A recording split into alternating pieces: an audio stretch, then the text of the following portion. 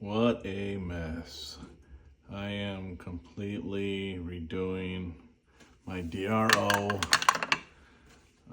I got a new taper attachment, new to me taper attachment that I just installed or semi-installed.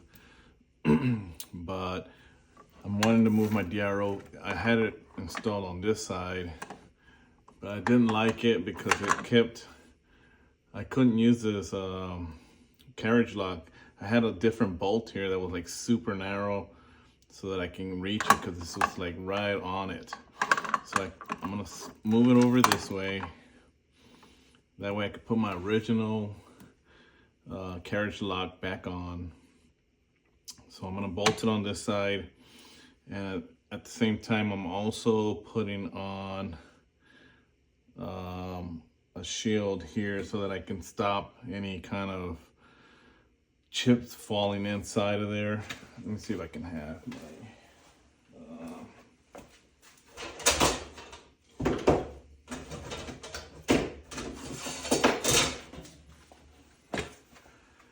so this is it. I've already marked it out. It's just a complete mess right now. Sorry guys.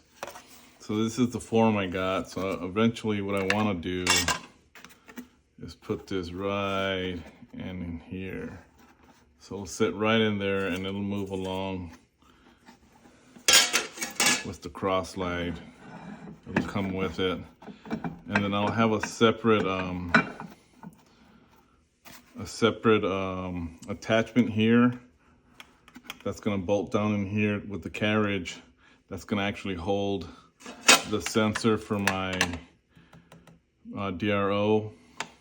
So I want this part to move along with the top part, and then this sensor to actually stay down here, which will stay bolted onto there.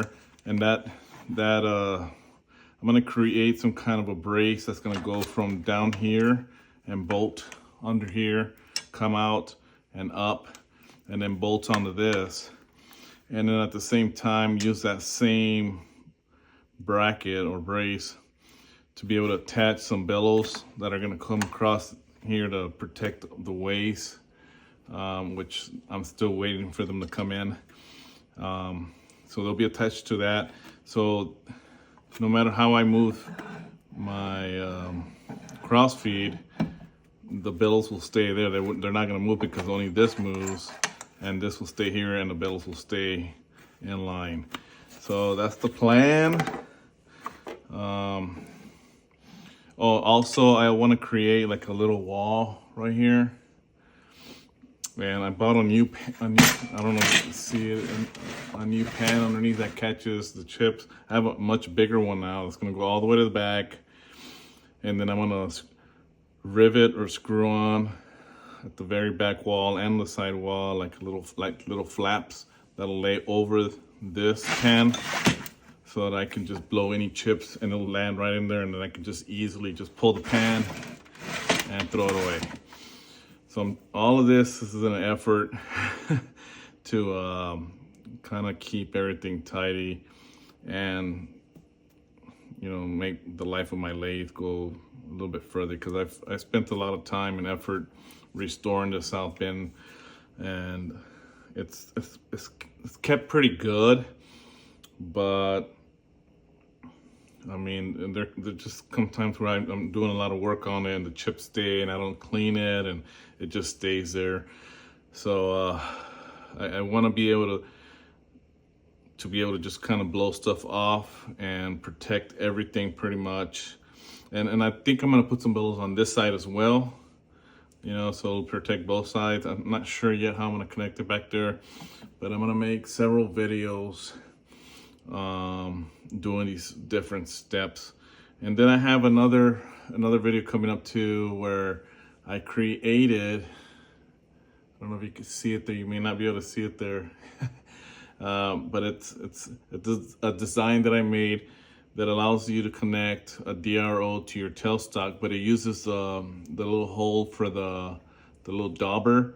So instead of you having to drill into your tailstock, you are able to press it into that hole and it locks it in place.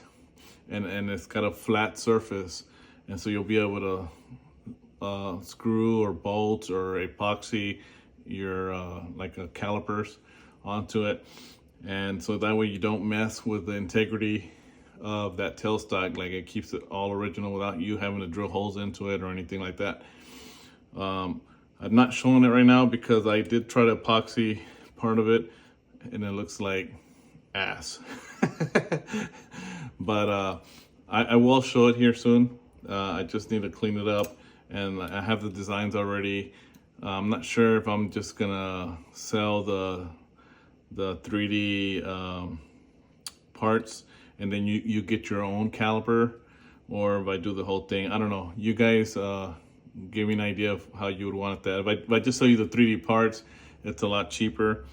And I don't know, maybe I'll do a giveaway where you know, some of you guys will get the actual 3D print. It's not, I don't think I would sell it for much. It would probably be anywhere between $25 and $35 for that.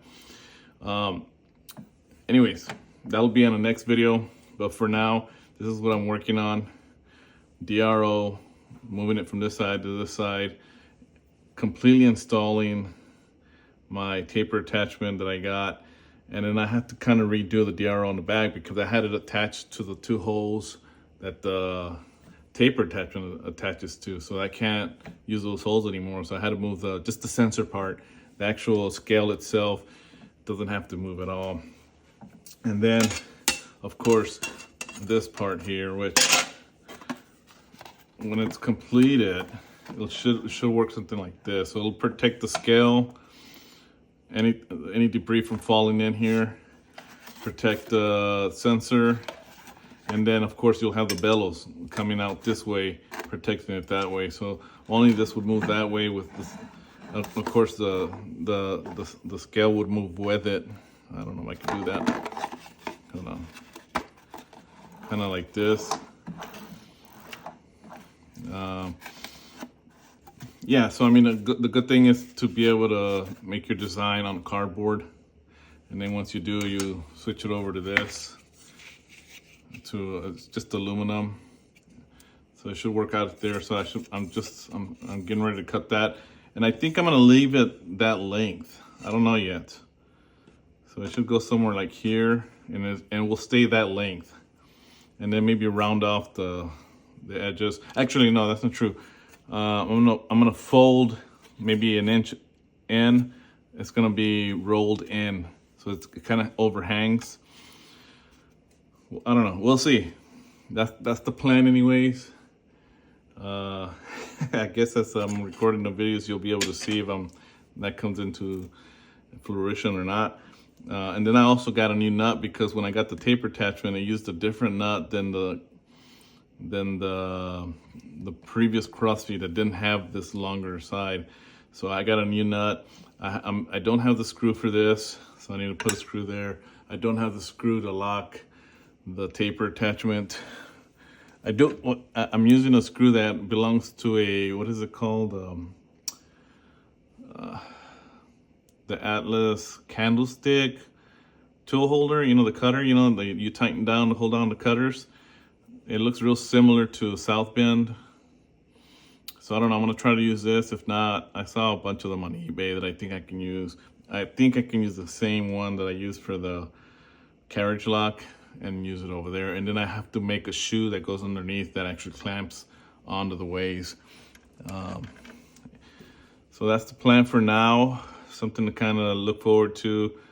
Apologize for the delays. I haven't made a video in a very long time. Just, you know, life happens. But I'm gonna try to record the process just so you guys can see. Maybe you have an old 9A South Bend and you kind of want to make these modifications. It can be done, and you could kind of make it a little bit more modern looking, because the South Bends have so many round, you know, parts, where, you know, the newer lathes are all square and everything is just, you can make so many things with it, it's just gonna line up because everything's just flat line squares, not a problem.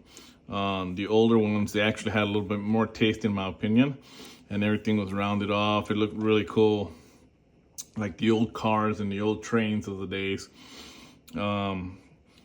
So yeah, so it's a little bit harder to work around, but I think we can make it work. And I would encourage you to stick around and maybe subscribe, maybe give a like, kind of help the channel out, and see how we get there, and how it turns out. Anyways, that's it for today, and thanks for sticking around this long, and we'll see you next time.